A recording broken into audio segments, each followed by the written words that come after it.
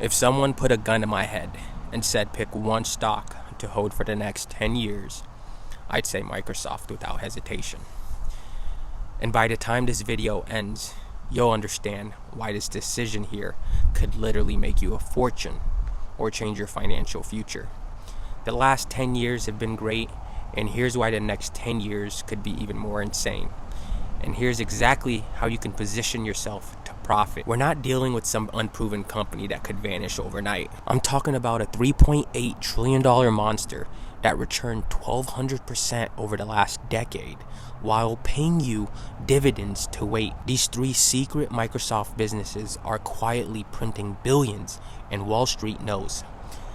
And this is why the next 10 years could dwarf the last 10 years of returns, and the exact step-by-step buying strategy I'd use to build serious wealth with just this one position. Because here's what most people don't realize.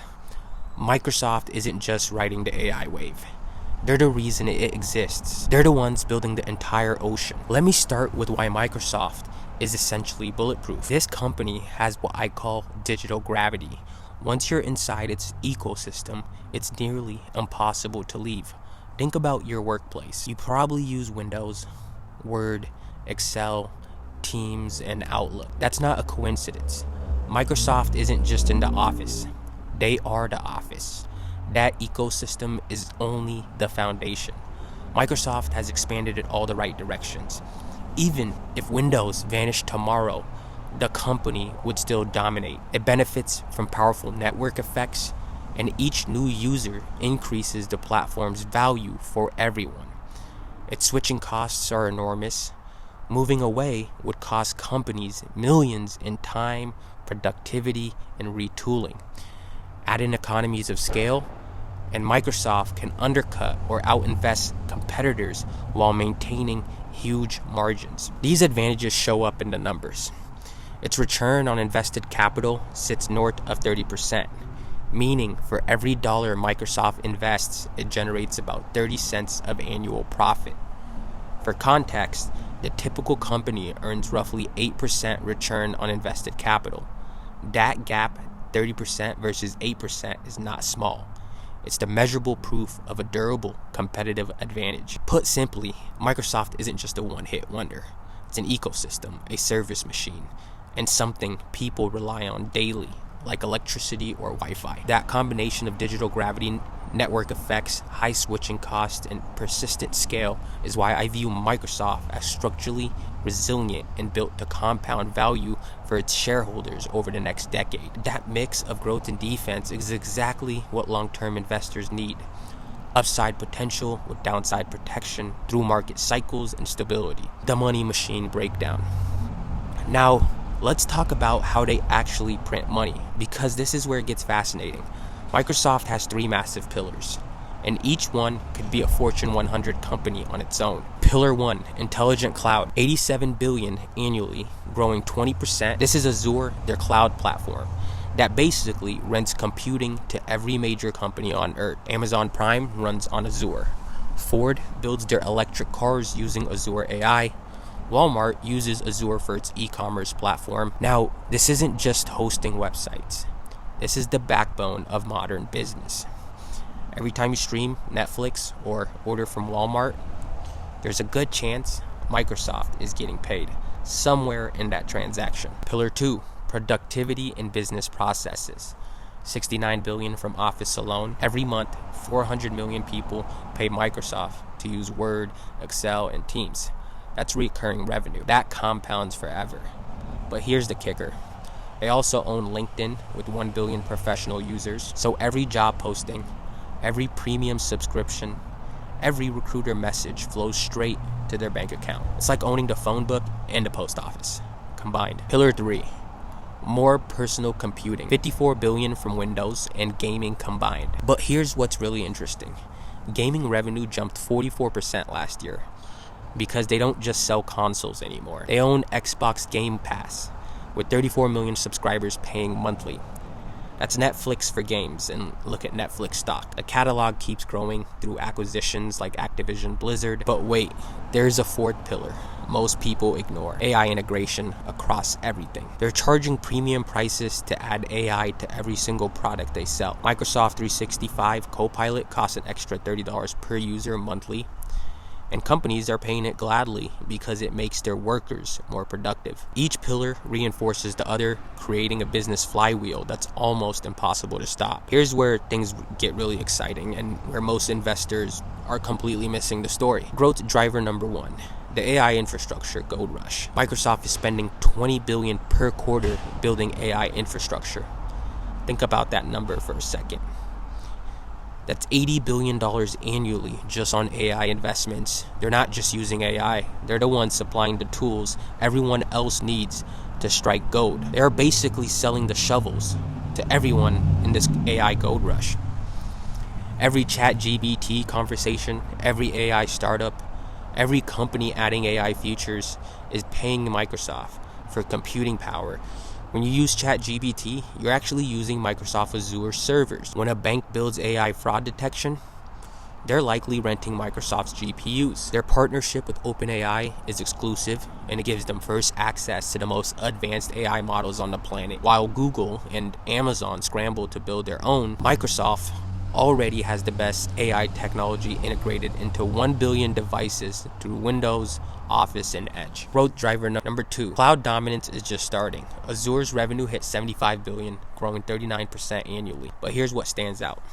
There's still only 23% of the cloud market. Amazon Web Services has 32%, which means there's massive room for Microsoft to grow. The cloud market is expected to hit $1.6 trillion by 2030. If Microsoft just maintains their current market share, that's $368 billion in annual cloud revenue alone. But they're not just maintaining, they're gaining ground every quarter, like a horse closing the gap in a tight race. Growth driver number three: subscription on revenue. This is the secret weapon that Wall Street absolutely loves.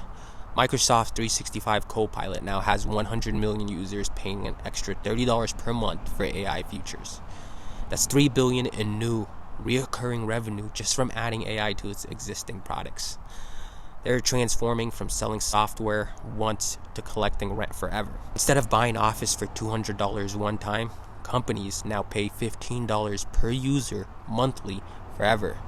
That predictable revenue stream is what makes Wall Street willing to pay a premium for its valuation. The beautiful part: these three drivers compound each other. More AI usage drives cloud demand. More cloud customers want productivity software. More Office users upgrade to AI features. But here's the truth most people aren't talking about, or most people won't tell you. The real risks you need to understand. Look, I'm not here to sell you fairy tales.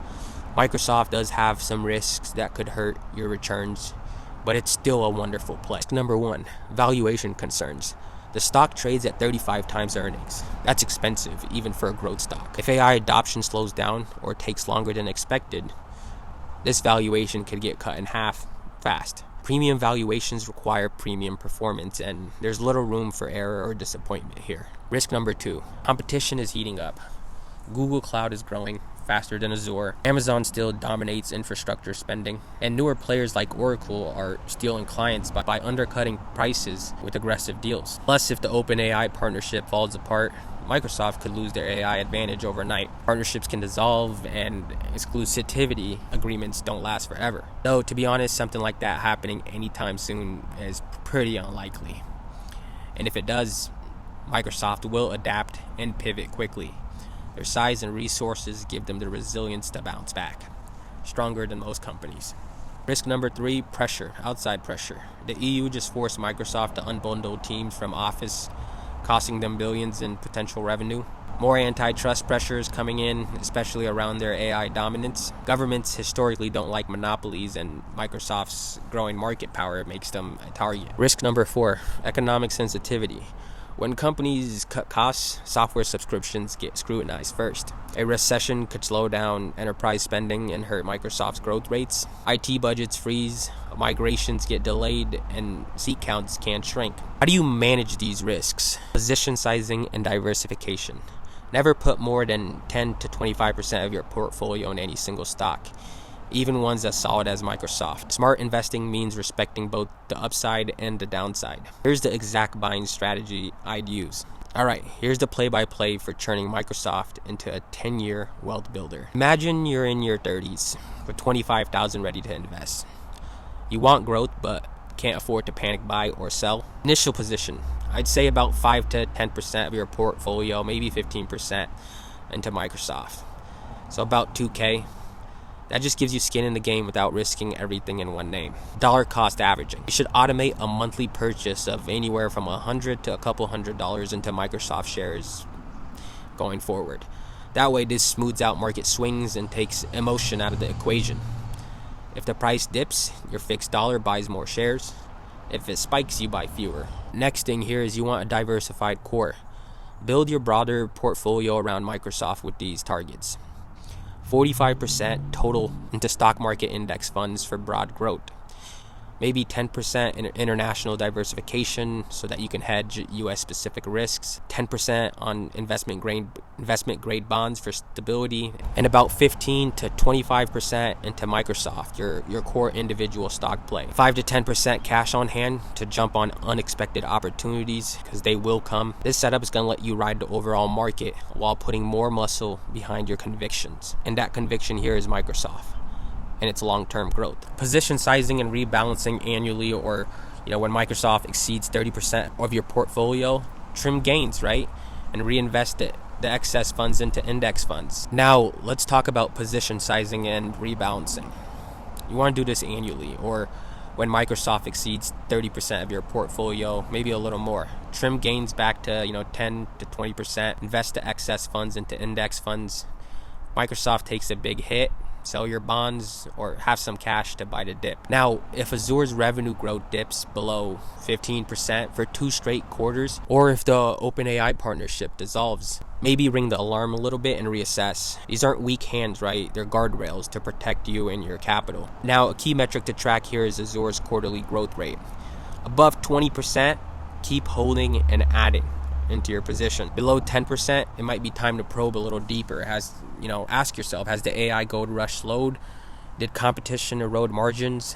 That number is going to tell the real story. By sticking to this blueprint here, moderate allocation, discipline, systematic rebalancing, and clear review triggers, you're going to capture Microsoft's upside without irrational risk. Over 10 years, small consistent moves compound into serious money, to serious wealth. Let me give you a perfect example how this strategy might play out in real life. Meet Tom, 36-year-old, working, making about $80,000 annually.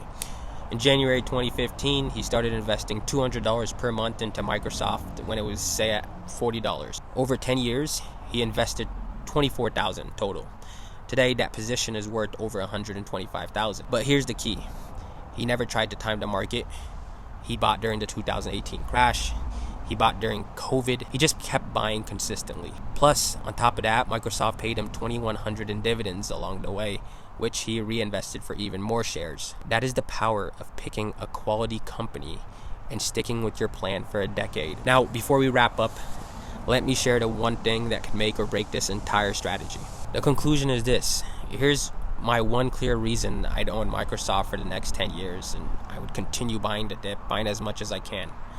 They're not just participating in AI revolution, they're collecting rent from everyone. From everyone who wants to participate in AI, every startup, every company that's adding AI features, every developer building AI applications will likely pay Microsoft somewhere in that process. That's not a prediction, that's already happening. With 85% of Fortune 500 companies using Microsoft AI services. Your action step for today.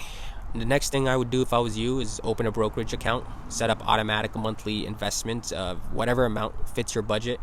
Even $50 monthly compounded is serious money over 10 years. Next, start tracking one simple number, Azure's quarterly revenue growth. As long as it stays above 20%, you're positioned perfectly for the AI transformation. Now, if this video breakdown I gave you some clarity on why Microsoft could anchor your portfolio for the next decade, hit that like button, subscribe to the channel, and don't miss my next video. And if you made it to the end of this video, I do appreciate you. Hit that like button for me, and I'll catch you on the next one.